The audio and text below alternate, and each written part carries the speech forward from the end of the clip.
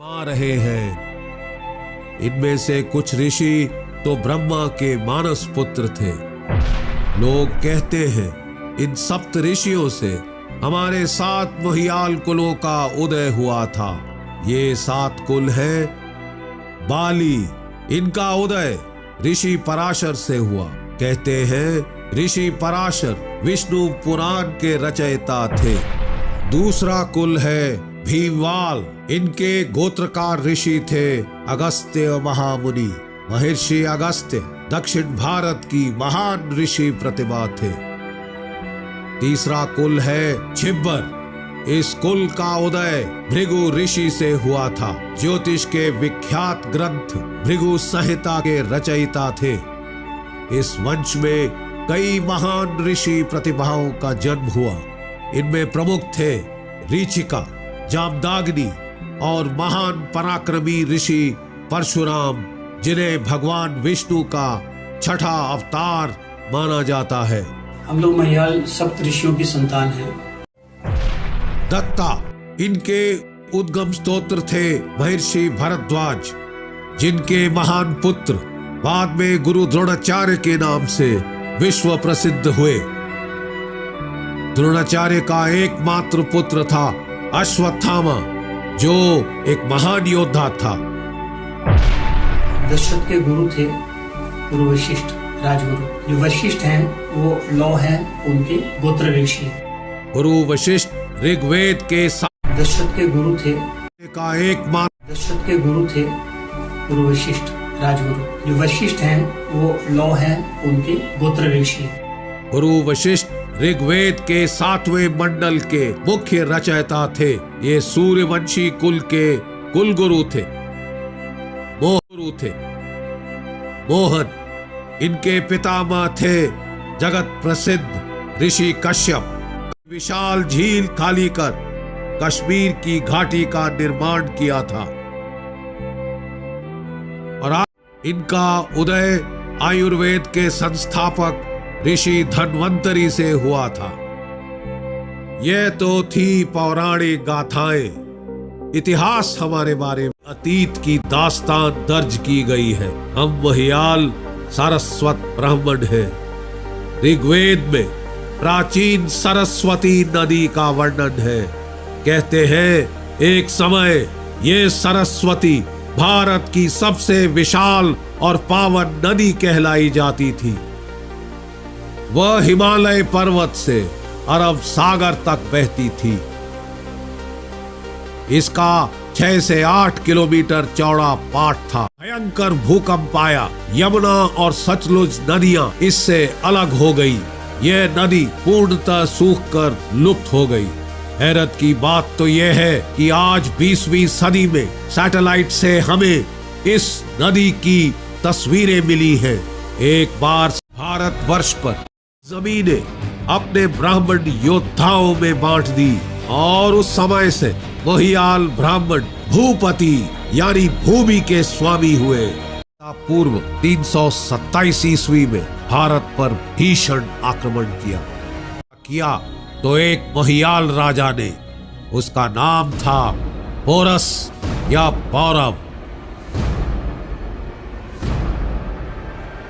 लेकिन पौरव के 200 हाथियों ने यवन सेना के छक्के छुड़ा दिए।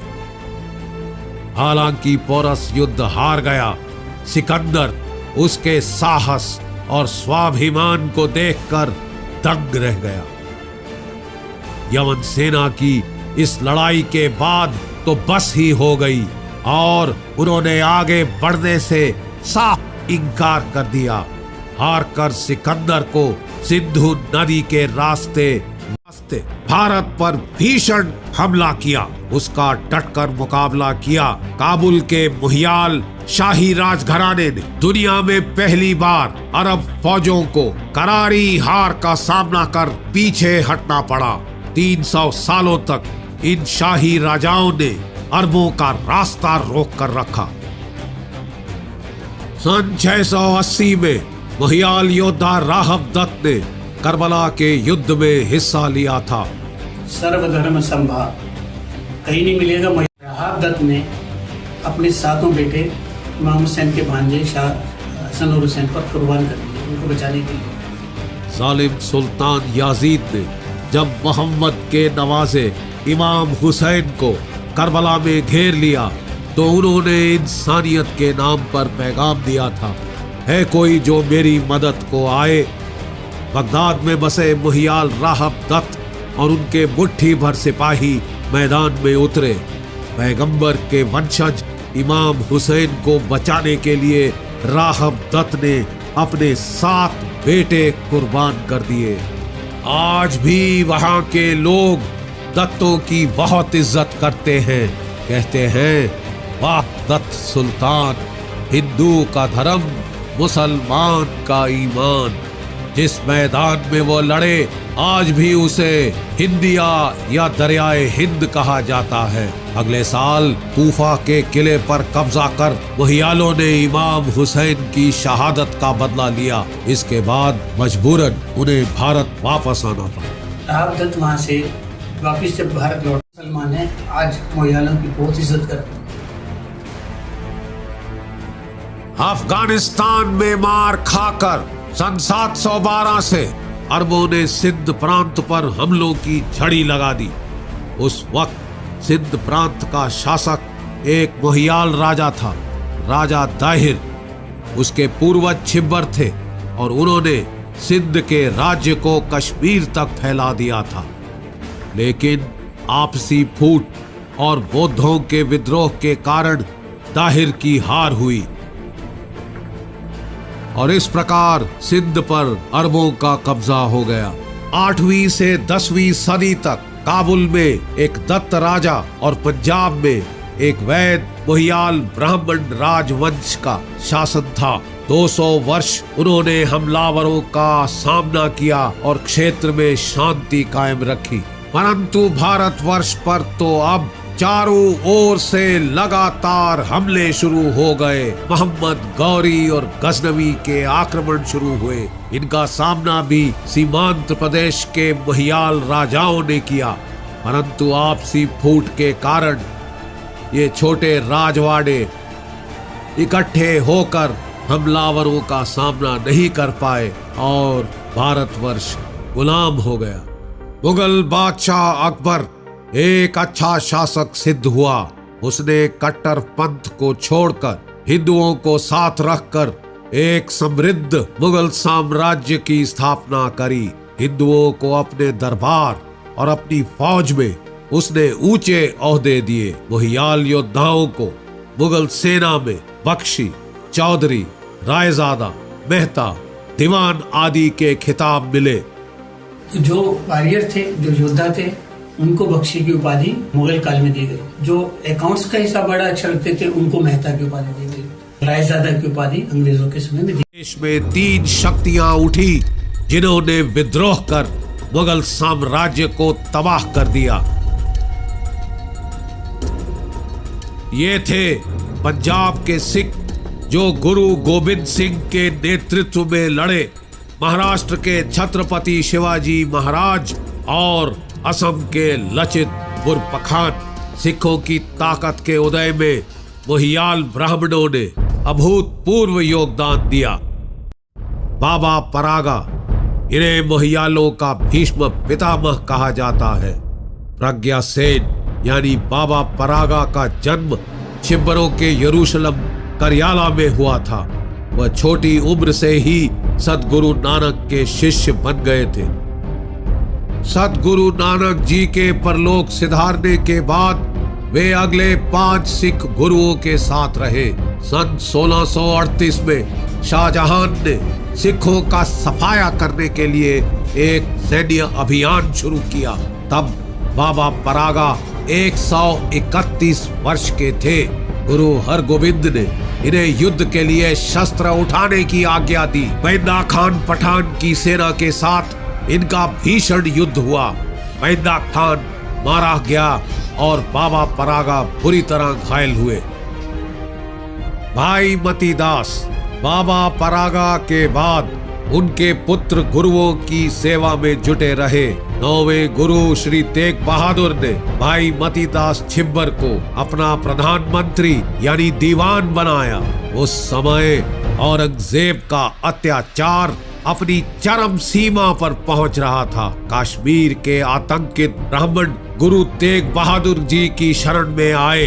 गुरु महाराज ने औरंगजेब से कहा, पहले मुझे इस्लाम कबूल करवाएं, फिर इन कश्मीरियों को। औरंगजेब आग बबूला हो गया। गुरु और उनके शिष्यों को गिरफ्तार कर उसने भयानक यातनाएं दी, पर उन्होंने धर्म परिवर्तन से साफ इनकार कर दिया। 9 नवंबर 1675 को भाई मतीदास को चांदनी चौक में उनको भयानक यातनाएं दी, पर उन्होंने धर्म परिवर्तन से साफ इनकार कर दिया। 9 नवंबर 1675 को भाई मतीदास को चांदनी चौक में उनको आरे से चीरा गया। आखिरी सांस तक वह हंसते रहे। जपजी साहब का पाठ करते हुए उन्होंने प्राण त्यागे। इतना बड़ा धर्म के लिए जो बलिदान है वो किसी ने आज तक दिया नहीं। उनके भाई सतीदास को जलाकर शहीद किया गया और छोटे भाई को गर्म तवे पर जलती रेत से मारा गया। ऐसी भयावह करतूतों के कारण मुगल साम्राज्य ज्यादा देर टिक नहीं सका और तबाह हो गया। इसके बाद भी सर नहीं झुकाया, मगर सोते हुए भारत का जमीर जगा गए। बंदा वीर बैरागी, इनका जन्म 1670 में पुंछ जिले के मेंढर नामक गांव में हुआ था। इनका मूल नाम था लक्ष्मण देव, परंतु गुरु गोविंद सिंह जी ने इन्हें बंदा बहादुर का खिताब दिया कर लिया। सरहिंद के मुगल गवर्नर वजीर खान ने गुरु महाराज के बेटों की निर्ममता से हत्या की थी। बंदा बहादुर ने 1710 में उसे पराजित कर हाथी के पांव तले रौंदवा दिया। बंदा बहादुर ने पानीपत और करनाल से भीषण युद्ध में बंदा बहादुर पराजित हो गए। निहायत ही बेदर्दी से उनका कत्ल किया गया, झिझोड़ कर रख दिया था। केवल 50 और वर्षों में सिखों ने मुगल साम्राज्य को पूर्ण रूप से उखाड़ फेंका और महाराजा रणजीत सिंह अब पंजाब और उत्तर भारत के शासक बने। पंजाब की सरजमी से उन्होंने मुगलों और पठानों का सफाया कर दिया। फिर आगे बढ़कर उन्होंने अफगानिस्तान पर हमला किया। उनके जनरल हरि सिंह नलवा एक महान योद्धा थे, जिनसे पठान थर थर कांपते थे।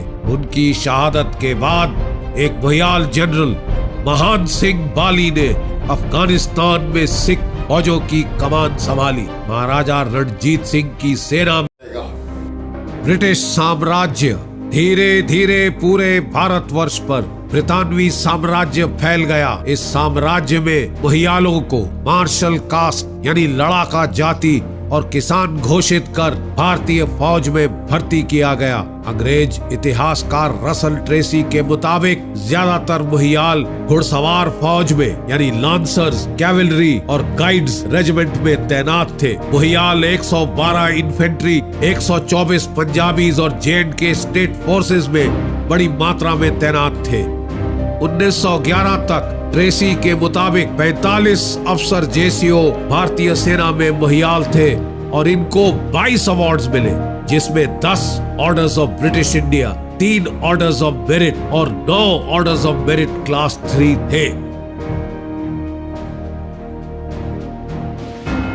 हजारों महियालों ने इन जंगों में हिस्सा लिया।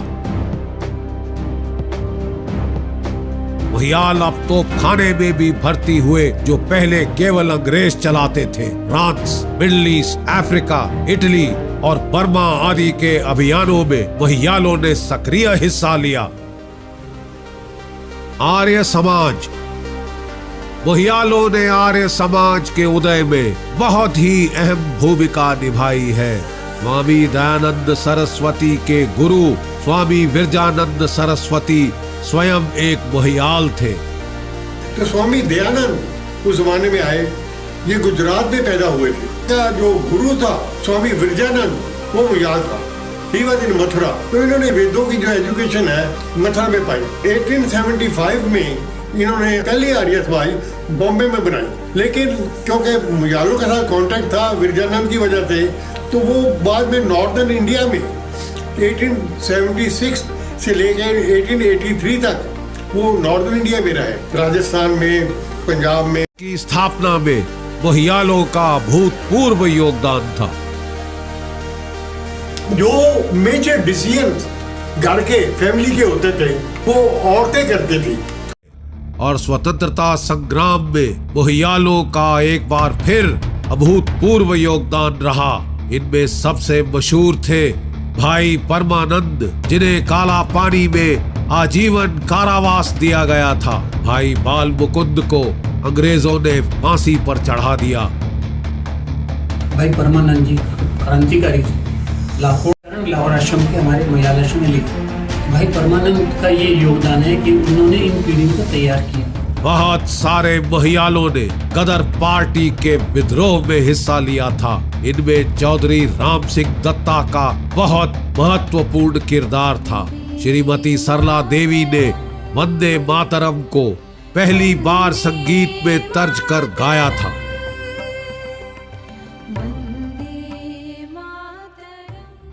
आजाद हिंद फौज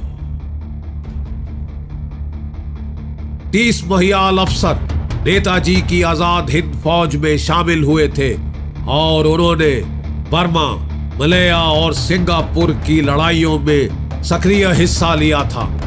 इनमें 2 मेजर भाई मदन गोपाल और बख्शी दलीप चंद दत्त, 10 कप्तान और 9 लेफ्टिनेंट थे। कैप्टन एमएल मेहता नेताजी को जिंदा देखने वाले आखिरी अफसर थे।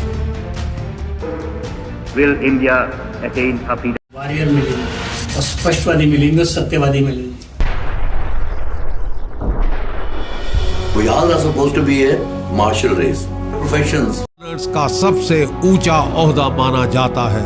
गौरव की ऊंचा ओहदा मानी मोहियाल हस्तियां इस प्रकार हैं। गवर्नर्स, राष्ट्रपति के बाद गवर्नर्स का सबसे ऊंचा ओहदा माना जाता है। गौरव की बात यह है कि 3 मोहियाल गवर्नर्स बन चुके हैं। Lieutenant governor S K. Chhibber, lieutenant governor Mizoram, lieutenant general B K N. Chhibber, governor Punjab, doctor Bhai Mahavir, governor Madhya Pradesh. आधुनिक युग में भी मोहियालों की साहस और बलिदान की परंपरा। पुनीत दत्त को मरणोपरांत अशोक चक्र से सम्मानित किया गया है, जो कि हाईएस्ट गैलेंट्री अवार्ड है। इसके अलावा 4 मोहियाल महावीर चक्र प्राप्त कर चुके हैं। सेना के उच्च अधिकारी, आर्मी कमांडर के दर्जे तक सुनील और नरगिस दत्त, ओम प्रकाश, संजय दत्त, लारा दत्त और आनंद बख्शी विख्यात थे। मेडिसिन में डॉक्टर बलदेव सिंह वैद पद्म भूषण और doctor R K. Bali Padmashri. Science and technology Rakesh Bakshi scientist Padmashri, Shri Krishnadev Bali engineer Padmashri. Industry Mehta colonel V R. Mohan Padma Bhushan और मेहता एन.एन. मोहन पद्मश्री। मोहियाल एकजुट होकर आज अपने गौरवशाली भविष्य की ओर आत्मविश्वास के साथ बढ़ रहे हैं।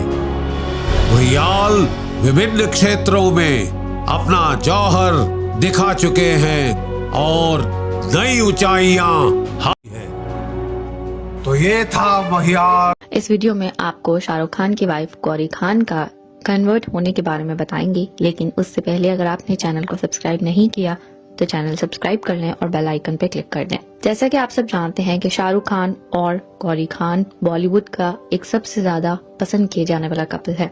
दोनों ने 1991 में शादी की। दोनों डिफरेंट रिलीजन से बिलोंग करते हैं और एक दूसरे के रिलीजन और एक दूसरे के कस्टम्स का बहुत ज्यादा ख्याल करते हैं और दोनों के बीच में प्यार भी है। दोनों के बीच में कभी भी अपने रिलीजन को लेकर कोई भी लड़ाई सामने नहीं आई है। बट रिसेंटली सोशल मीडिया पर कुछ ऐसी पिक्चर्स सामने आ रही हैं जिनमें शाहरुख खान और गौरी खान को लेकर काफी कंट्रोवर्सीज क्रिएट की गई हैं और इन पिक्चर्स में दिखाया जा रहा है कि शाहरुख खान की वाइफ गौरी खान ने इस्लाम कबूल कर लिया है, यानी कि वो हिंदू से मुस्लिम में कन्वर्ट हो चुकी हैं। और वो मुस्लिम्स के एक होली साइट यानी कि काबा जो मक्का में है वहां पर हैं और वहां पर वो शाहरुख खान के साथ उम्रा करने के लिए गई हैं। कुछ पिक्चर्स सामने आ रही थी और इन पिक्चर्स को देखकर ये कहा जा रहा था कि शाहरुख खान ने शादी के 33 साल के बाद गौरी खान का रिलीजन कन्वर्ट कर लिया और आखिरकार उन्हें मुस्लिम बना दिया। जहां इस पिक्चर को लेकर फैंस काफी शॉक थे, वहीं फैंस ये जानना चाह रहे थे कि क्या शाहरुख खान ने वाकई ही गौरी खान का रिलीजन कन्वर्ट कर लिया है। इस पर अभी तक कोई भी रिपोर्ट सामने नहीं आई है, ना ही शाहरुख खान ना ही गौरी खान ने इस पर कोई बात की है। लेकिन हमेशा से गौरी खान ये बताती रहती थी अपने इंटरव्यूज में और शाहरुख खान भी कि वो दोनों एक दूसरे के रिलीजन की रिस्पेक्ट करते हैं और उन्होंने अपने बच्चों को भी यही सिखाया है। लेकिन रिसेंटली एक इंटरव्यू में गौरी खान ने यह भी बताया था कि उनके बड़े बेटे आर्यन खान ने खुद को मुस्लिम बनाया है और बाय चॉइस उन्होंने अपने लिए मुस्लिम रिलीजन को चूज किया है। और अब ऐसा भी हो सकता है कि शायद गौरी खान भी कन्वर्ट कर चुकी हों। लेकिन जो भी होगा सच जरूर सामने आ जाएगा। आप हमारे साथ जुड़े रहिए और हमें कमेंट्स करना ना भूलिएगा। This is my mother. When I reported Kargil and I was called India's first woman war correspondent, that recognition actually belongs to my mother who died when I was 13 years old. Much like me, in 1965, she was a journalist. When she applied for a job, she went to the Hindustan Times and the Hindustan Times editor told her, we don't hire women. So she said, what? No, we don't hire women. If you want a job, you can cover the flower shows in Delhi. So she said, you know what? I'll take what you're giving me and I'll prove my worth. That is another life lesson to remember, guys. Never say no to no opportunity is too small to say no to. Not one opportunity. When war broke out between India and Pakistan in 1965, she went to her editor, who by now respected her a lot, and said, I'd like to go and cover this war. And just like her daughter was told in 1999, she was told in 1965 that we cannot send women to the war front. She had a cousin in the army. She went with a notepad and pen alone to the war front and started sending dispatches back. Ramzan होते हैं जी, तो मुसलमानों को गरम गरम चाय दी जाती है सुबह 4 बजे सहरी के लिए और नाश्ता मिलता है जी। तो वही मुसलमान भाई अपने हिंदू भाई को उठा के वही गरम बोलता है, भाई गरम चाय मिली है, पिएगा क्या? How nice, how lovely. क्या बात है। ये जो माहौल जो मैंने जेल में देखा है कि हम लोग सब एक ही हैं, हम लोग इंडियन हैं, हम लोग कोई भेदभाव नहीं था। And human emotions. बाला साहब, मैं उनको साहब बोलता हूँ, वो मेरे पिता समान हैं और जो उन्होंने मेरे लिए और मेरी फैमिली के लिए किया ये हम जिंदगी में कभी भूल नहीं सकते। जब बाल ठाकरे ने आपकी मदद की और बाल ठाकरे ने ये कहा कि मेरी पत्नी की डेथ के बाद में मुझे खुश होने का कोई मौका नहीं मिला, आज संजय दत्त को जेल से बाहर देखकर मैं पहली बार खुश हुआ। इतना प्यार उन्होंने आपको दिया और जब आप राजनीति में उतरे तो आपने बाल ठाकरे के बजाय अमर सिंह जी का हाथ थाम लिया। मैं साहब से एक पिता समान प्यार करता हूँ, लेकिन उनकी सोच में मैं बिलीव नहीं करता। हम लोग सेक्युलरिज्म में बिलीव करते हैं। लग रहा है कि राजनीति के दाव पेच आप धीरे धीरे सीख रहे हैं। नहीं रजत भाई, राजनीति कभी सीख नहीं पाऊंगा मैं यहाँ का आदमी हूँ, यहाँ का नहीं। ये तो चलता ही नहीं है राजनीति में ना। ये कुछ अच्छा काम कर रहे होंगे इसीलिए इतनी जनता जुड़ी है, इसीलिए हम सब इनके साथ जुड़े हैं। तो मतलब ये काम अपने दिल से करते हैं, यहाँ से नहीं करते, ये मैंने देखा है। ये गरीबों से मिलते हैं, ये गरीबों का ख्याल रखते हैं, ये बहुत बड़ी बात है जो मैंने बहुत कम देखा है इसे। और इनका मैसेज हम पहुँचाएंगे, साथ में पहुँचाएंगे। एक आखिरी सवाल आपसे, आप जिस क्षेत्र से जुड़े हैं, फिल्म अभिनेता, आप इतने बड़े अभिनेता हैं, क्या आपको लगता है कि महाराज जी के ऊपर भी कोई फिल्म बननी चाहिए? महाराज जी खुद सुपरस्टार है, उनके ऊपर क्या फिल्म बनेगी? अगर बनेगी तो आप करेंगे वो रोल? मैं तो अभी थोड़ा सा मेरी उम्र हो गई है, लेकिन महाराज जी ही करेंगे, ये तो हैंडसम बहुत हैं।